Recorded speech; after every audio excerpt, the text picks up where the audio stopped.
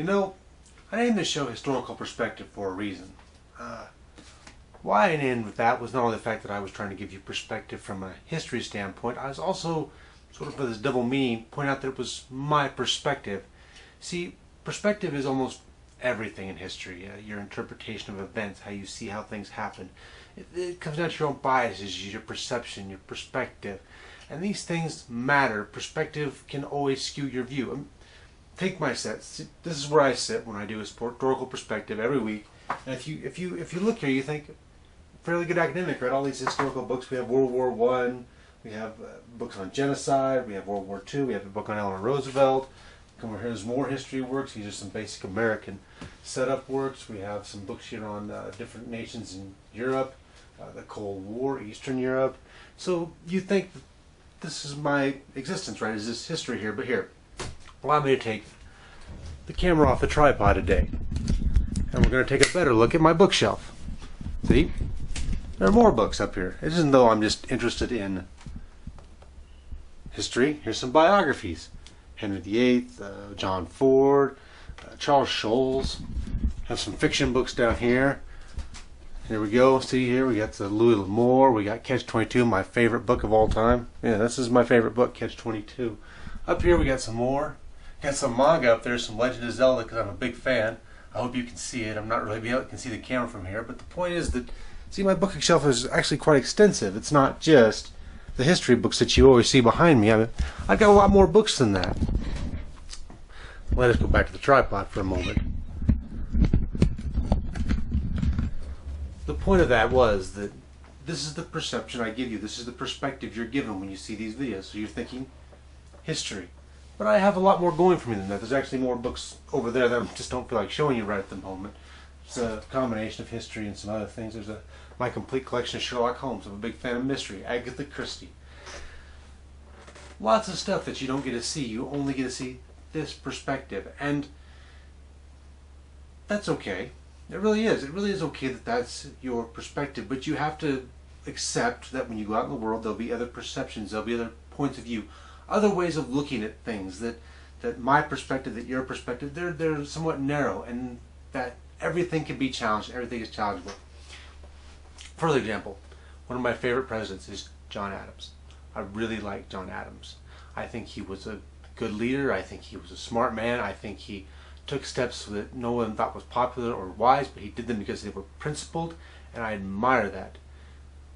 Someone else could argue that John Adams was an old curmudgeon. He was a bit of an elitist. He passed the Alien Sedition Acts to prove that he was not truly a democratic person in a young democratic nation. These arguments are valid and fair. I dismiss them on some level because I have counter arguments to them that I can make, and I would do so in a friendly debate with a person, but that doesn't make that person wrong. That means that person doesn't see John Adams the way I see John Adams. Thomas Jefferson. Somebody could admire Jefferson for his vast mind, all his writings, all his high ideals. I see him as an idealist who struggled to put things into practical use. I don't see his presidency as all that grand, honestly. And in fact, he violates his own principles on many occasions during his presidency.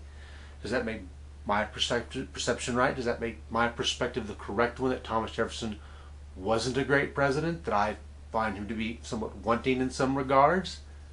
Of course not. It doesn't make John Adams great. It doesn't make Thomas Jefferson less than great. If you think so about those men, the opposite of what I think, that's a perfectly valid point. That's the beautiful thing about history, is that we all have our own biases and we all have our perceptions, so we can talk about these things extensively. Sure, there are very objective facts. John Adams was president from 1797 to 1801. He was from Massachusetts. He was married to Abigail Adams. He was 5'6". Right in there. Those things are all true. You know, he passed the Alien Sedition Acts. But what does passing the Alien Sedition Acts mean? Were they the mistake of a man who didn't truly understand the world he was living in, or were they a vicious move against his opponents? How do you see those things? I see them as a very human moment from John Adams, where he made a mistake, where he didn't appreciate what the new government was trying to do, and he didn't understand what the United States would be going forward. It was a mistake on his part, and that's how I see it.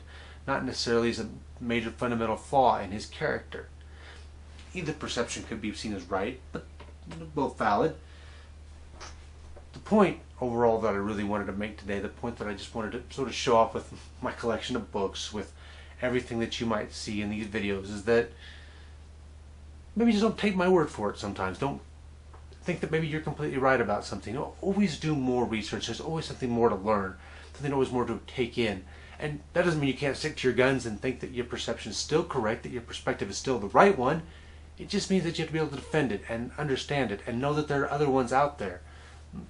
That's really what I wanted to get after today, and I hope you all understand that. So no matter who you hear it from, whether you're the most credible historian in the world or just your neighbor down the street, there's a chance that it's just an opinion. How informed it is, now that's a different question. So, you know what? That is all for today, and I hope that gives you a little of what I always want to give you, a little historical perspective.